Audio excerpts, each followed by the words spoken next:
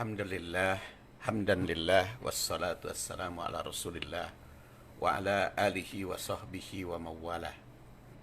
Kita akan melanjutkan bahasan hadis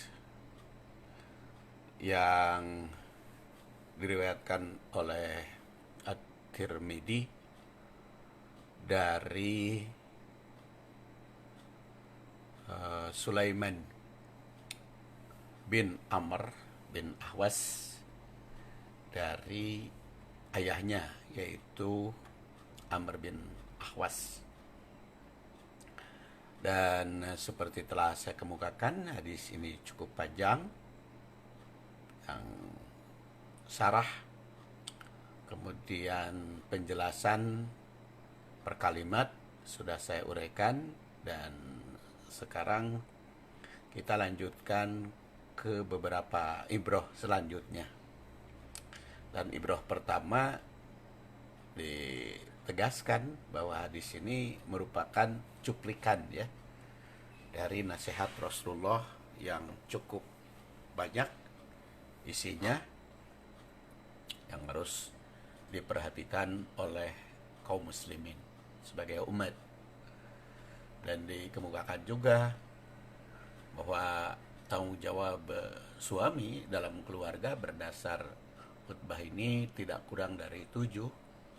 Tentu saja masih banyak yang lain perlu kita teliti lebih lanjut. Sekarang tersirat juga di dalam hadis Haji Wada ini tanggung jawab istri, yang antara lain menjaga keutuhan rumah tangga, karena di situ dikatakan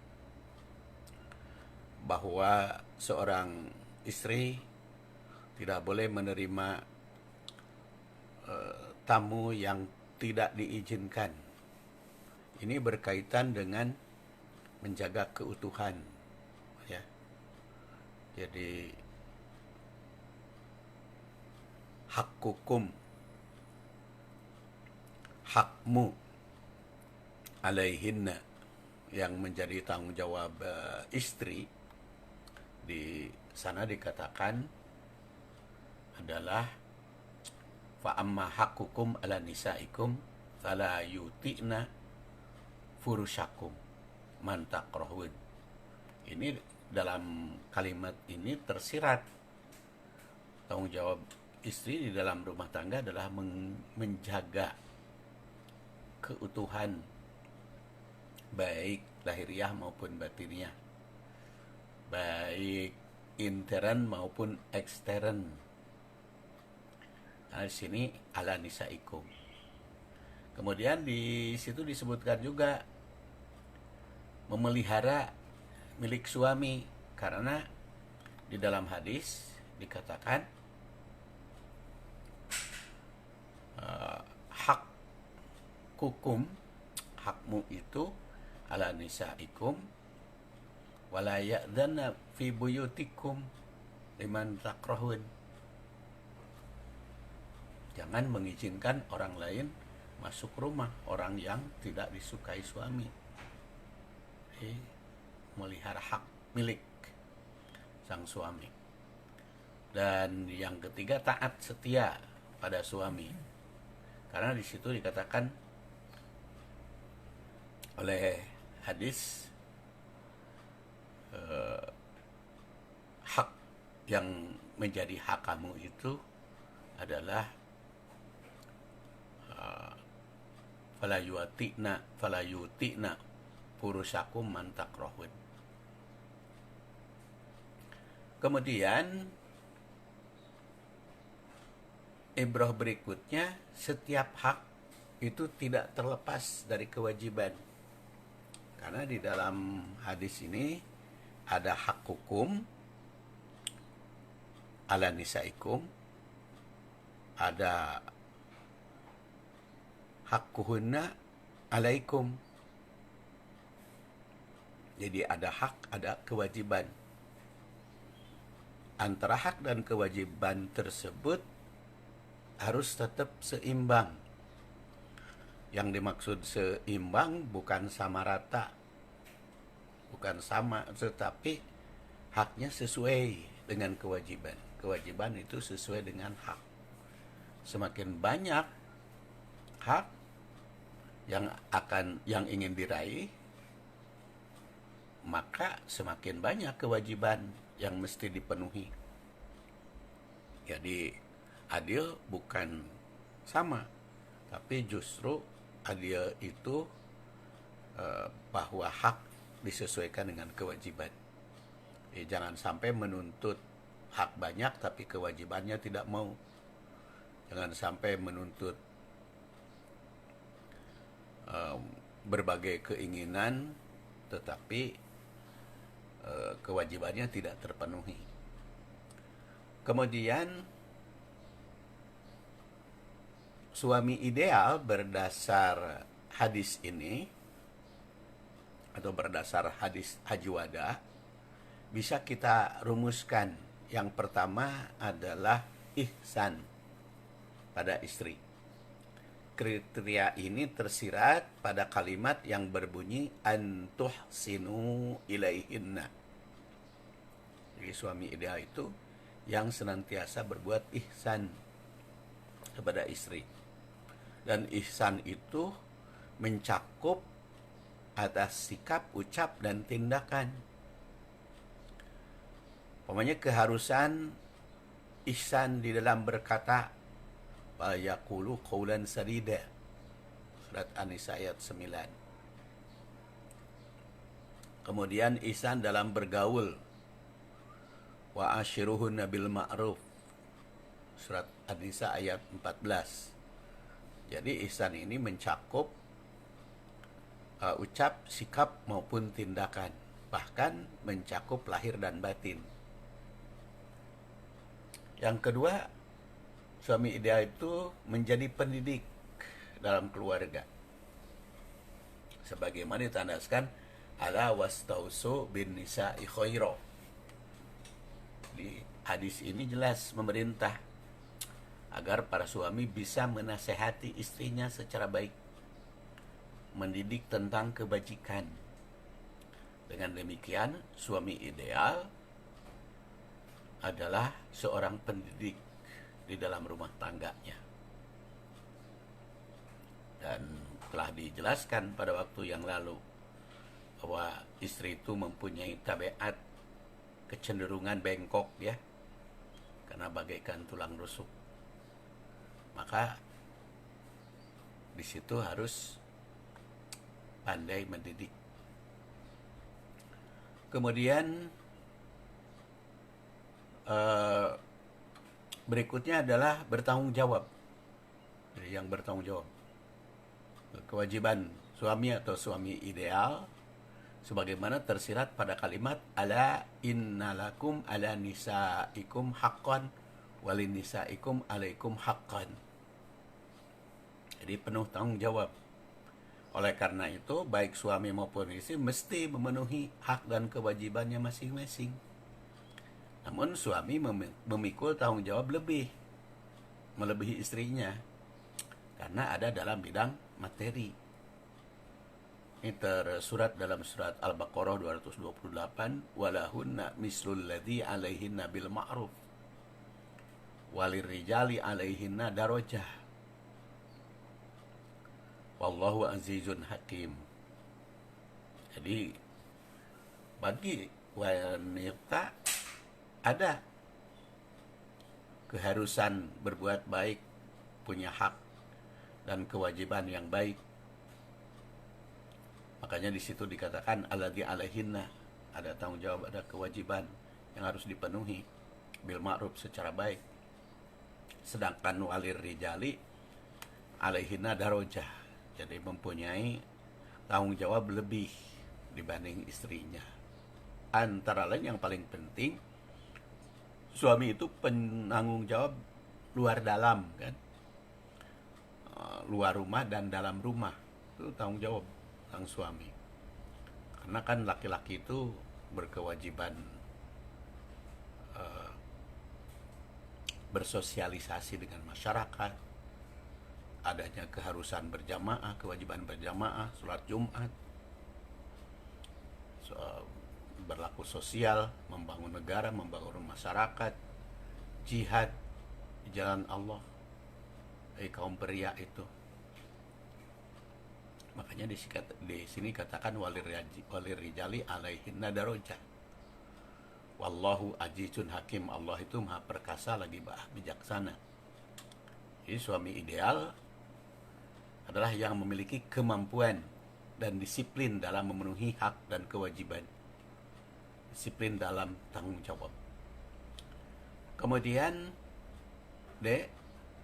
pemberi nafkah yang mencakup makanan, pakaian, dan tempat tinggal, termasuk kebutuhan lainnya yang seperti tersirat fi kiswatihinna wa ta'amihinna. Fi kiswatihinna wa ta'amihinna. Kiswatihinna pakaian bagi istri, wa ta'amihinna dan makanan, sandang dan pangan. Ini kelebihan tanggung jawab suami pada istri. Kemudian yang adalah bertanggung jawab sebagai pengemban amanah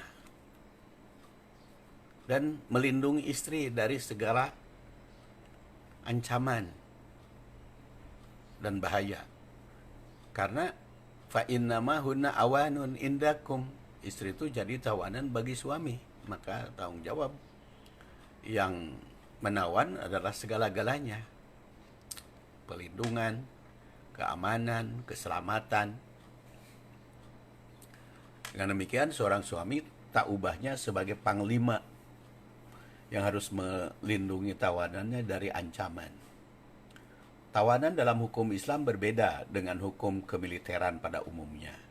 Jadi jika dikatakan tawanan, bukan berarti boleh berlaku dan bertindak sewenang-wenang, melainkan lebih ditekankan pada tanggung jawab perlindungan. Kebutuhan baik yang bersifat material maupun imateri. Tawanan juga merupakan tanggung jawab panglima. Kemudian F, suami ideal itu sebagai pemimpin yang kuat, sehingga dapat mengendalikan roda kepemimpinan keluarga. Dengan kepemimpinan yang kuat, istrinya tidak melanggar kewajiban, karena dipimpin ke jalan yang terbaik, ke jalan yang lurus. Dan itu tersirat fa'amma haqqukum ala nisaikum wala yuti'na purusyakum man takrahuna wala ya'danna fi buyutikum liman takrahun.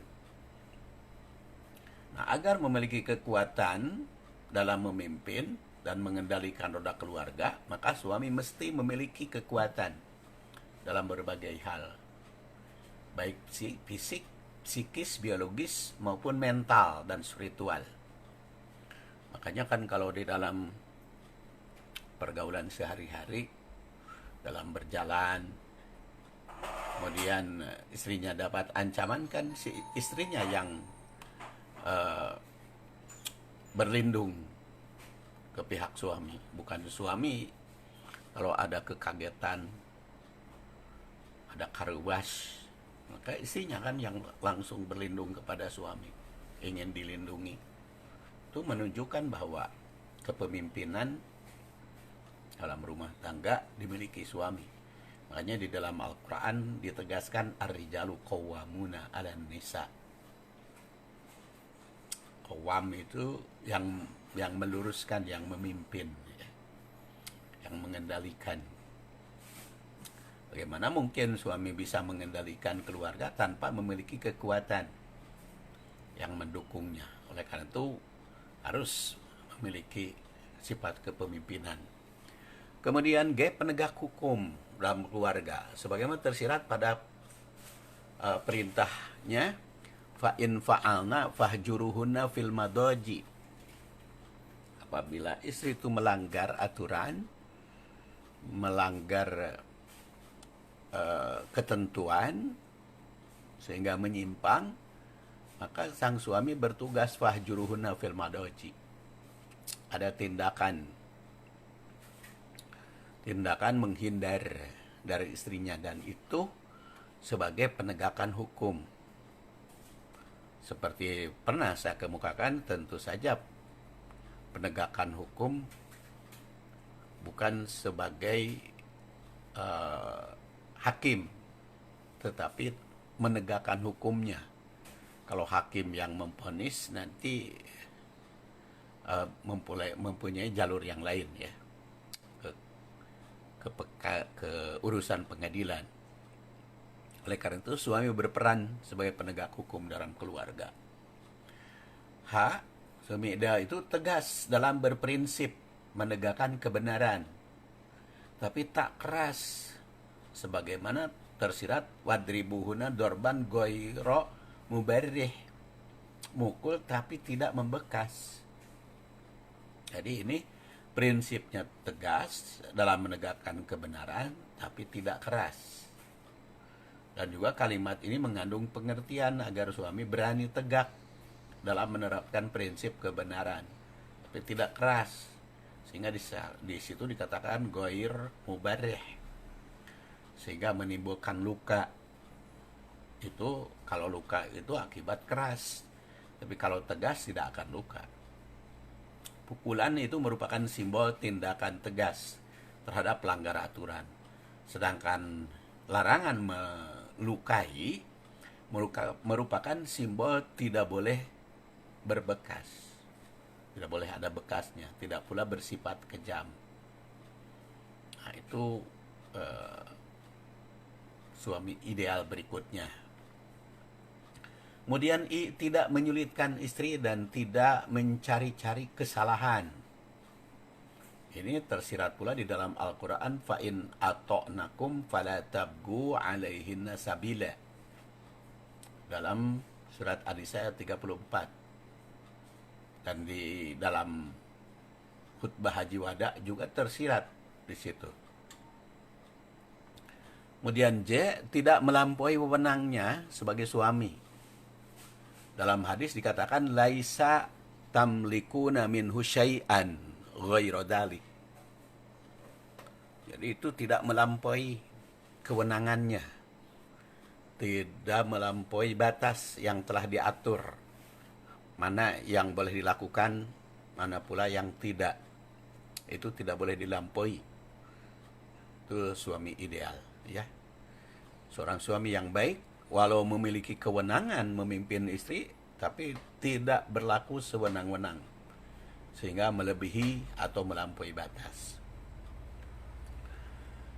Dan suami ideal berikutnya adalah memproteksi istri dari pengaruh negatif serta melindungi keamanan dan keselamatan.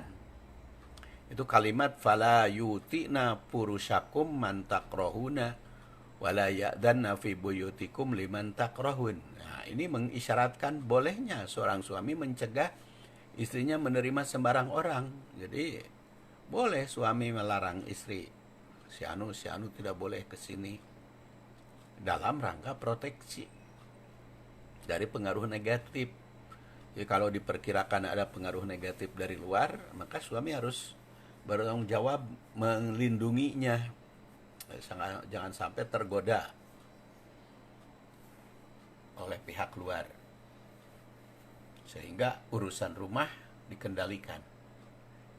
Hal ini juga mengisyaratkan bahwa suami ideal adalah yang memiliki kemampuan menjaga keselamatan dan keamanan istri, baik lahir maupun batin. Jadi kalau dilambangkan tidak boleh orang keluar, tidak boleh menerima orang, itu mencakup lahir dan batin, keamanannya diproteksi oleh sang suami.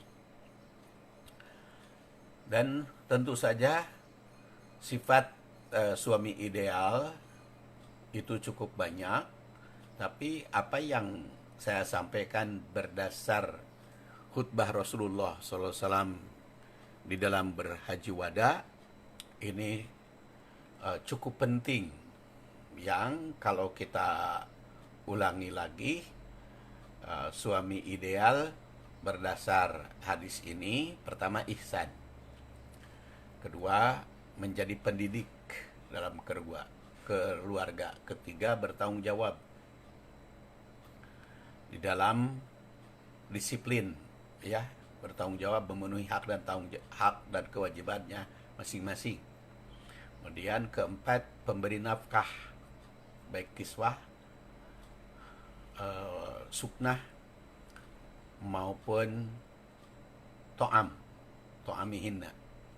Kemudian kelima, bertanggung jawab sebagai pengemban amanah, karena istri itu sebagai awanun indakum, pengemban amanah. Kemudian keenam, pemimpin yang kuat, karena itu suami mempunyai hak untuk mengendalikan istrinya, pemimpin yang kuat. Kemudian penegak hukum, ya, dalam rumah tangga, lalu tegas dan berprinsip menegakkan kebenaran. Kemudian tidak menyulitkan istri, tidak mencari-cari kesalahan, lalu tidak melampaui wewenang. Jadi senantiasa tahu batas yang bisa dilakukan, yang boleh dilakukan, maupun yang tidak boleh. Kemudian memproteksi istri dari pengaruh negatif pihak luar, agar istri dan keluarga terjaga sifat-sifatnya, akhlaknya. Makanya pernah kan Nabi Ibrahim itu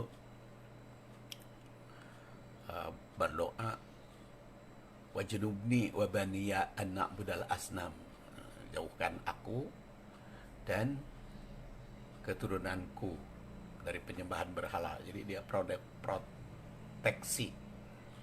Itulah jamaah rahimakumullah makna hadis yang disampaikan oleh Rasulullah SAW ketika haji wada dan dikutip oleh Imam At-Tirmidzi berkaitan dengan suami ideal.